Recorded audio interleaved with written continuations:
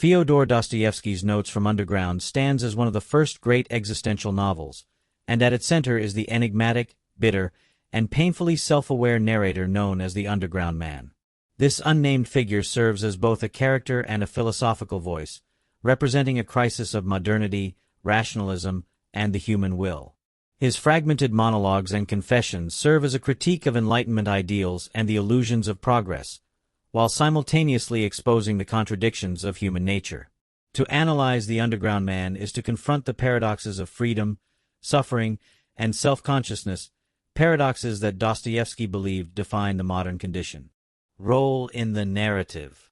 The Underground Man is the sole narrator of the text, and the work is divided into two parts that reflect his psychological state and philosophical position. In Part 1, he delivers a long monologue, a confession of sorts, in which he critiques rationalist ideologies and reflects on his own perverse tendencies, his spite, and his hyper-consciousness. In Part 2, he recounts events from his younger life in St. Petersburg, including humiliating encounters with former schoolmates and his fraught relationship with the prostitute Liza. These narrative fragments reveal how his philosophical convictions translate into lived experience, often with disastrous and self-destructive consequences. Through this structure, the Underground Man is both the theorist and the case study. He first articulates the philosophy of resentment, irrational will, and rebellion against reason, and then he embodies it through his interactions. His role in the narrative is therefore twofold. He is both the expositor of Dostoevsky's critique of rationalist utopianism and a tragicomic example of the paralysis that such hyperconsciousness produces. Contradictions define the Underground Man. He craves recognition and dignity, but cannot interact authentically with others. He insists on his freedom, yet sabotages every chance at meaningful choice. His hyperconsciousness, the acute awareness of motives, hypocrisies, and the absurdity of human actions, makes him incapable of spontaneous living. He retreats into the underground, a metaphorical space of isolation, bitterness, and withdrawal, where he indulges in fantasies of superiority and yet wallows in self-loathing. One of the most revealing aspects of his psychology is his tendency to derive pleasure from suffering. He declares that suffering is the sole origin of consciousness, suggesting that the capacity to feel pain and resist happiness affirms one's freedom. Rather than accept the rationalist dream of harmony and universal well-being, he embraces spite, humiliation, and perversity as a form of rebellion. His masochistic impulses, humiliating himself before Liza, for instance, reflect his desire to assert individuality even at the cost of self-destruction. Symbolic significance. The Underground Man symbolizes the conflict between reason and irrationality, as well as between determinism and free will.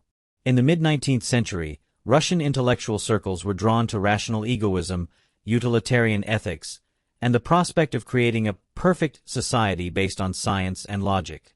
Thinkers like Nikolai Chernyshevsky argued that humans were rational beings who would always act in their own best interest, and that if given the right conditions, society could achieve universal happiness. The Underground Man embodies Dostoevsky's rebuttal of this utopian optimism. He insists that people will often act against their own interests to prove their freedom, to reject the tyranny of reason. His famous rejection of the 2 × 2 = 4 formula symbolizes this revolt. The mathematical certainty of rational systems may be undeniable, but human beings are not machines. They desire the unpredictable, the arbitrary, and even the destructive as a means of affirming their individuality. The underground itself is also a powerful symbol. It represents not only physical isolation but also the psychological and spiritual exile of modern man, alienated from society, skeptical of progress, and trapped in self-awareness. In this sense, the Underground Man prefigures later existential figures, from Sartre's alienated intellectual to Camus' absurd hero. Broader implications. The Underground Man is not just a character but a prophetic voice, anticipating the philosophical concerns of existentialism, psychoanalysis, and critiques of modernity. His monologue exposes the limits of rationalism and the dangers of reducing human beings to predictable, mechanistic entities. By asserting the irrational capacity to choose suffering, he insists that formulas or utopian blueprints cannot capture human freedom. Philosophically, the Underground Man anticipates themes later explored by thinkers like Nietzsche, Kierkegaard, and Sartre. Nietzsche's concept of ressentiment echoes the underground man's spiteful self-assertion.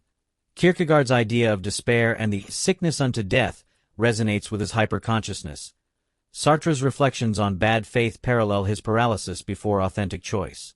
In this way, Dostoevsky's character becomes a precursor to 20th-century existential thought. On a broader cultural level, the underground man represents the crisis of the modern intellectual, detached from faith, community, and tradition, and left to wrestle with the contradictions of reason and will. His underground retreat reflects the alienation of individuals in a society increasingly defined by bureaucracy, science, and utilitarian logic. Conclusion. The underground man is one of literature's most complex and unsettling narrators. As both a character and a philosophical voice, he embodies the contradictions of freedom, consciousness, and alienation. Within the narrative, he serves as a theorist and example, articulating a rebellion against rationalism while demonstrating the paralysis and misery it produces. Symbolically, he represents the irrational depths of human nature, the refusal to be reduced to logic, and the tragic consequences of excessive self-awareness. His relationships, particularly with Liza, reveal his yearning for connection and his simultaneous inability to achieve it. Ultimately, the underground man's significance lies in his universality. Though rooted in 19th-century Russia, his predicament resonates with the broader human condition. The struggle to reconcile freedom with reason, individuality with community, and self-consciousness with authentic life. Dostoevsky's portrayal of this tormented figure anticipates many of the questions that would dominate modern philosophy and literature, ensuring that the underground man remains a haunting and indispensable presence in world literature.